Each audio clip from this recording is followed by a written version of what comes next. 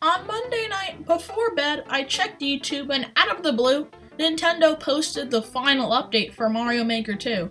I was shocked and knew I had to make a video discussing it.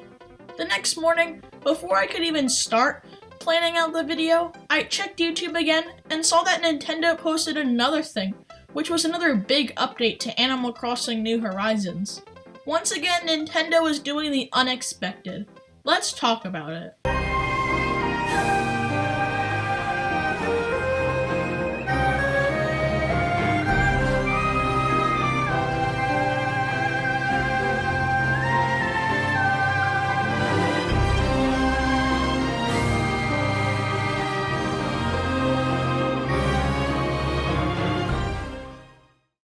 By the time you're probably seeing this video, the Mario Maker 2 update probably launched, but I'm just gonna do an overview of everything that was shown, and then discuss it, and then go over Animal Crossing and the news that was shown there.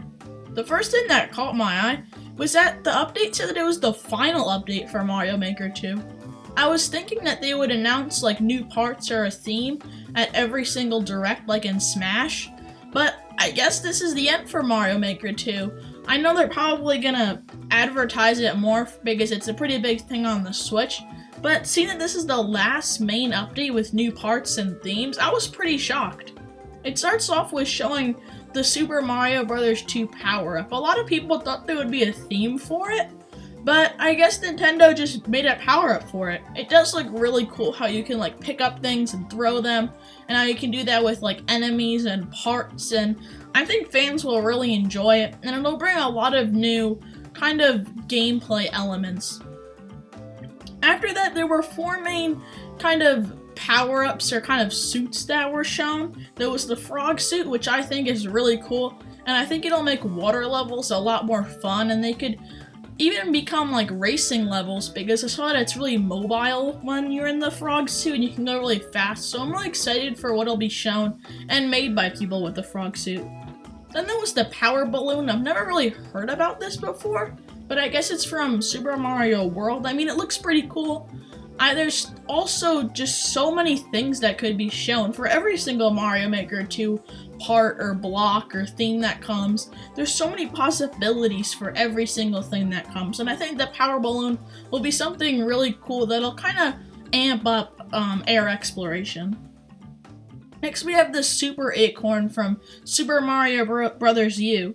I think it's really cool, just like the power balloon, because there'll be more of aerial exploration, and overall, it's a really popular Mario Brothers power-up that was shown a lot in the 2D game, so I think it'll be really cool. The final main like power-up or kind of suit was the boomerang flower, I think. It's really cool because I think it's from the Super Mario Brothers 3D World. And overall, just like the other suits, I think it'll be really fun to use. And I love how the boomerang comes back to you, because that's what a boomerang does. And I like how if you jump, it just goes around to you, and you can use that to get other enemies, and it can go through pipes, and I think that'll be really cool. Then they showed, I think it was 5 different masks or blocks that you can become.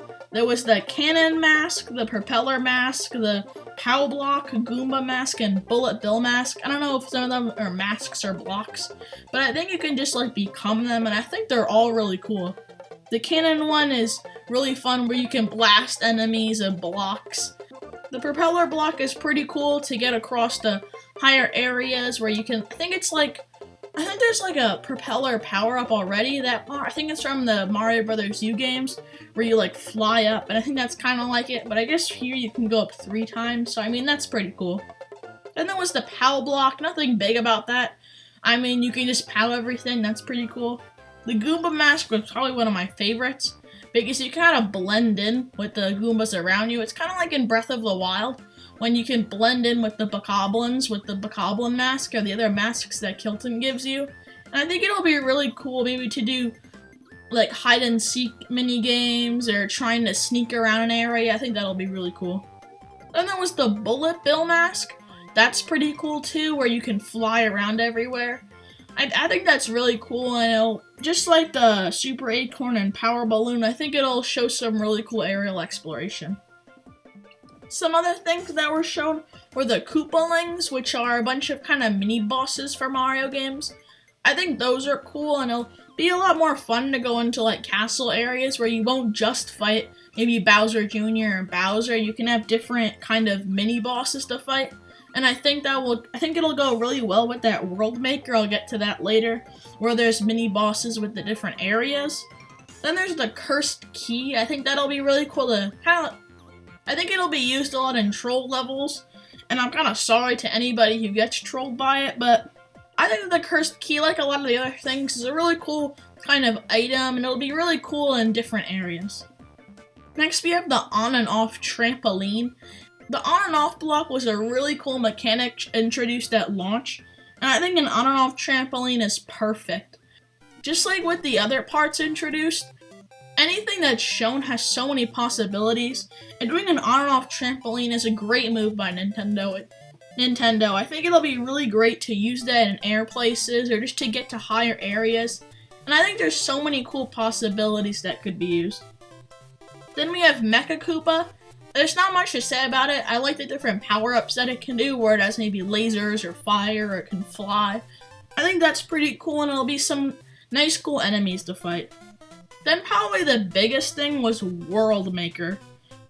I really wasn't expecting this, but I'm really happy that it's here. You can make basically your own Mario games. You can have different kind of areas and pathways, and I think you can like copy and paste your levels that you made into the pathways. You can also customize the landscape. You can have like space or snow or forest or regular or sky. There's so many cool areas. And you can also put mini games, which will make it a lot like past Mario games. I bet a lot of people will try recreating like Mario Bros. 3 or Super Mario World, and I think it'll be a lot of fun, and there'll be so many cool ideas shown. So there you have it, the Mario Maker 2 final update. One of the things I was wondering about was why they didn't show this at the mini direct in March. That direct was pretty bare bones, and I feel like this would have added to it and made it a lot much of a better direct. Maybe because of the whole pandemic going around, they had to wait on it and wait to maybe announce it on YouTube or other social media sites. I can see that happening. But overall, it would be a lot cooler to have it maybe in its own direct or in the past direct. I just feel like it's kind of weird for Nintendo to post all this stuff on YouTube or on other social media sites, because I know they're going to get popular, but there will be a lot more hype around it, and a lot more people will see it if it's on a direct or like live streamed. Moving on to Animal Crossing, I was actually gonna make my New Horizons review as my next video, but this got in the way, and that'll sure be coming soon. But let's get into the Animal Crossing New Horizons update news. We started with this new character coming called Leaf. I think that's how you pronounce it. It's spelled differently. And he brings Nature Day. You can buy different shrubs for decorations, and I think they look really good. They're a really nice way to bring that environment to life, and they look pretty beautiful. Then we see Red. I think that's how you pronounce it too. A lot of the spelling's different in Animal Crossing. And he has this like rusty ship, I think. It looks pretty cool, and he sells really cool art and furniture. This looks really cool, and I feel like it's a new character, and that's always nice. And I just love the setting. It looks so cool in this like rusty, trashed kind of ship. But then there's this beautiful painting and art, and somehow I think you can zoom in on the art and furniture. I think it looks really cool, and it's a really cool new character that I will always accept to Animal Crossing. I love how they're keeping this game fresh with so many new updates. Then we get to see a museum expansion with the art gallery. Now, I love the museum. It was my favorite part of New Horizons, and I'm having so much fun with it. And seeing an expansion, my heart just exploded. I was so excited. An art gallery? I'm just so hyped for it. It looks so cool. Then there's Nature Day activities for Nook Miles. I'm having a lot of fun with the Nook Miles Plus because it's a nice, fast, easy, and fun way to get Nook Miles. And this looks like a lot of fun to kind of change things up because it's kind of the same tasks over and over, kind of recycling. Then there's the May Day Nook Miles tickets. This looks pretty cool, and it'll give me a break from getting the same boring islands. I'll get to that in my review. I'll kind of talk about all the pros and cons of my review. But I think the Mayday tickets are really cool. I think it's like a maze of shrubs and you have to get the different like hidden items. That looks really cool and I'm really excited for it. Then there's this museum day, like International Museum Day, where there are these like stamps. And I mean, I don't know that much about it, but I mean, it's a new thing for the museum and I'm always excited for that. Then there's more on Harv's Island. I only got to visit it once. I think there's this thing about Photopia there, I think. I don't really know. I just checked it out and left because I had stuff to do. But I guess there's like a wedding season. I mean, that looks pretty cool. And the two characters from New Leaf, I haven't played any of the other games. So I'm probably going to say that's a character from New Leaf when he or she probably appeared in a past game. But I think it's those two, like, shopkeepers. I don't know, but it looks cool seeing that they're married now or having a wedding. And overall, I like the new thing on Harv's Island. Overall, the Animal Crossing and Mario Maker news are really great, but it's kind of weird how they were introduced. I was expecting that they would come in the mini direct.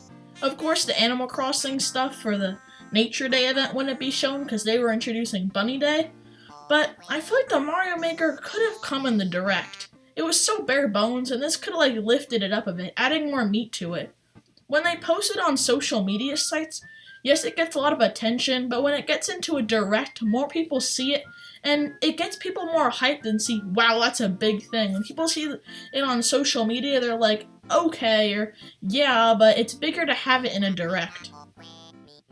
Also, I feel like they're keeping these games fresh when we're all stuck at home.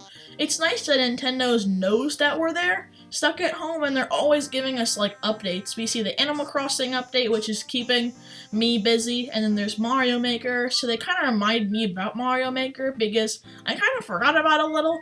But overall, it's nice that they're keeping these games fresh and keeping our minds off of the pandemic and on video games, which in my opinion are kind of a better thing to think about and keep me uplifted and in a better mood. So yeah, bunch of news in less than 24 hours.